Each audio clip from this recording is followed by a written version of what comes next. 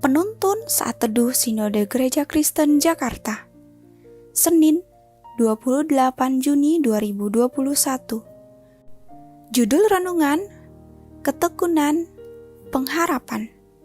Nats Alkitab terambil di dalam kitab 1 Tesalonika pasal 1 ayat 3. Sebab kami selalu mengingat pekerjaan imanmu, usaha kasihmu, dan ketekunan pengharapanmu kepada Tuhan kita, Yesus Kristus di hadapan Allah dan Bapa kita. Dunia saat ini banyak menawarkan hal-hal yang serba instan, praktis, dan cepat. Tetapi untuk meraih keberhasilan dalam hidup, tidak ada yang instan. Semuanya membutuhkan proses. Kita perlu memiliki ketekunan untuk melakukan setiap proses itu.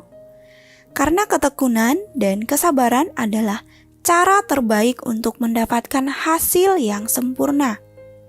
Demikian dengan iman. Kita mau belajar agar kita bertekun di dalam iman, sehingga kita tidak mudah diombang-ambingkan oleh gelombang kehidupan ini.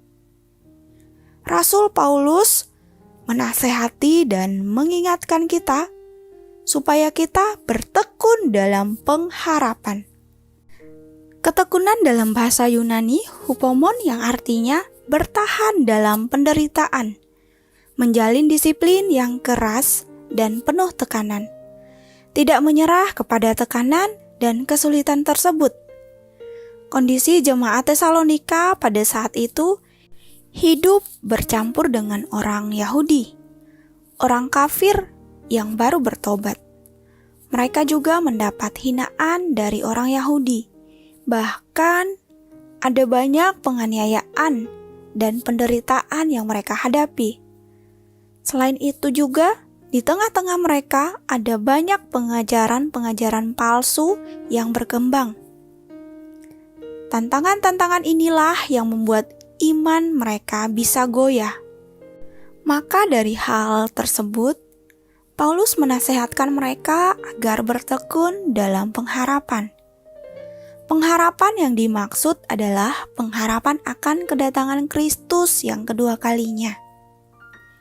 Perjalanan kita masih panjang menuju kepada kedatangan Kristus kedua kalinya. Berapa panjang dan berapa lama? Seorang pun tidak ada yang tahu. Dalam perjalanan yang panjang tersebut pastinya ada banyak persoalan, kesulitan, bahkan penderitaan yang akan mengganggu kita agar tidak fokus pada pengharapan akan kedatangan Kristus kedua kalinya. Akan tetapi, apakah kita mau terus berharap akan kedatangannya? Jemaat Tesalonika disebut dengan tekun dalam pengharapan mereka, karena mereka berhasil mengatasi penganiayaan dari orang-orang yang memusuhi pengikut Kristus. Hendaklah kita mengevaluasi diri kita, apakah ketekunan kita menjadi hilang di tengah-tengah kondisi sukar, atau iman kita tetap teguh, tidak tergoyahkan oleh berbagai-bagai tantangan tersebut. Teruslah bertekun dalam pengharapan akan kedatangan Kristus. Itu akan menguatkan kita dalam menjalani kehidupan ini. Ketekunan kita sebagai murid Kristus adalah ketekunan berpengharapan akan kedatangannya yang memberi kita kekuatan iman. Amin. Tuhan Yesus memberkati.